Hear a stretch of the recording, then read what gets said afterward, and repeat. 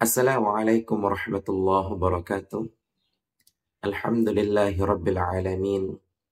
Allahumma salli wa sallim wa barik ala Sayyidina Muhammad wa ala ali Sayyidina Muhammad amma ba'd. Tuan-tuan dan puan-puan yang mulia, apapun keyakinan tuan-tuan, suku bangsa tuan-tuan, status sosial tuan-tuan, kami doakan mudah-mudahan kita semua mendapatkan hidayah, keselamatan, kesejahteraan, baik di dunia maupun di akhirat kelak. Amin ya rabbal alamin. Kami mendapatkan pesan dari Tuan yang sangat kami muliakan. Beliau adalah seorang da'i dan ustadz, Masya Allah.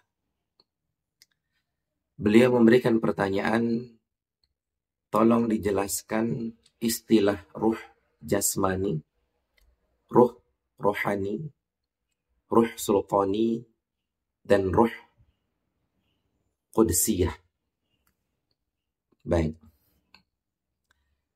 Sebenarnya tuan-tuan, ini hanyalah istilah-istilah saja untuk mempermudah kita mengenali diri yang sebenar diri pada diri kita. Allah Subhanahu wa taala berfirman dalam Al-Qur'an, "Yas'alunaka 'anir ruh, qulir ruh min amri rabbi, wa ma utitum minal ilmi illa qalil."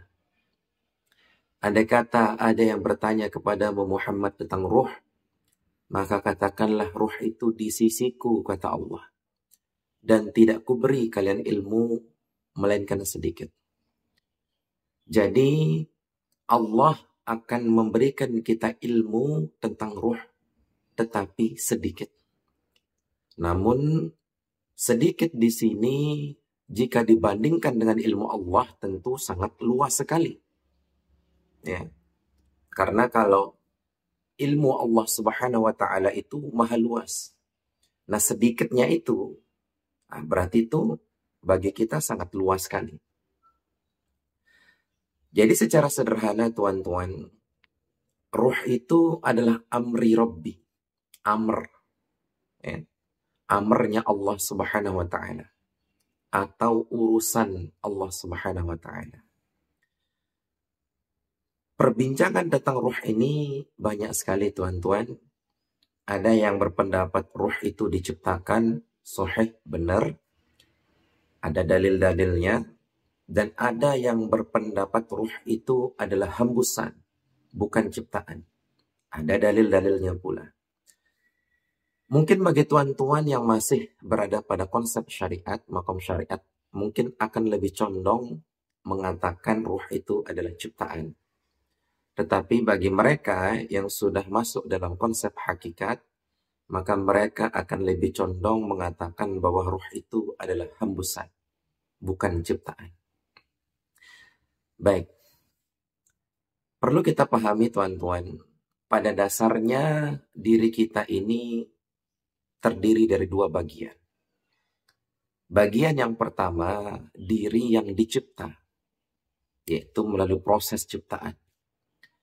Bagian yang kedua, diri yang dihembuskan. Mana diri yang dihembuskan? Yaitu diri ruh. Yang dulu pernah menyaksikan Allah Subhanahu wa taala di dalam surat Al-A'raf ayat 172. Alastu bi rabbikum qalu bala syahidana. Jadi diri kita yang sebenar diri atau ruh itu pernah menyaksikan Allah Subhanahu wa taala. Namun saat itu ruh menyaksikan Allah dengan kuasa Allah. Jadi Allah menyaksikan dirinya sendiri atas nama kita. Nah jadi, diri yang diciptakan adalah jasad, diri yang dihembuskan adalah ruh. Jasad dan ruh. Ketika ruh ini dihembuskan ke dalam jasad, lalu ruh ini mengisi rongga-rongga yang ada di dalam jasad, maka tadi namanya ruh berubah menjadi nyawa. Namanya berubah menjadi nyawa. Atau ruhul idhafi. Nah, ketika ruh ini sudah mengisi rongga-rongga di dalam tubuh, maka berubah namanya menjadi ruhul idhafi ataupun nyawa. Lalu ruh ini memiliki kesadaran pada tubuh ini. Ketika dihembuskan dia sadar, seperti sadarnya saya. Nah, kesadaran ruh ini disebut dengan jiwa atau nafsu.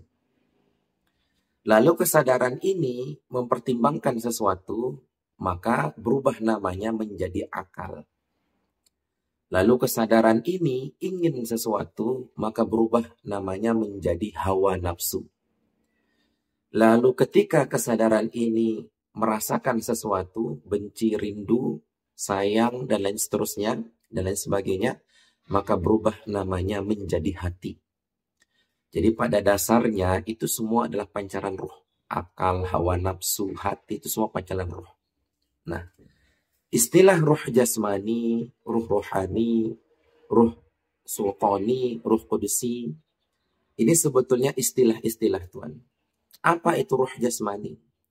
Ketika ruh itu menjadi penghantar rasa yang fisik pada tubuh kita, seperti rasa manis, rasa asin di lidah, atau rabaan, ya, atau rabaan. Ketika dia menjadi penghantar rasa, maka disebut ruh jasmani. Jadi ketika dia menjadi penghantar rasa, dia disebut ruh jasmani. Jadi kalau kita menyentuh sesuatu kan ada rasanya. Nah, penghantar energi, penghantar rasa itu namanya ruh jasmani. Sebetulnya ruh itu satu, cuman ini istilah-istilah saja. Lalu ketika dia menjadi penghantar perasaan. Nah, ketika dia merasakan perasaan rindu, perasaan benci, nah itu disebut ruh ruhani. Jadi kalau rasa itu datang dari fisik, itu ruh jasmani istilahnya. Kalau rasa itu datang dari hati, itu ruh rohani namanya.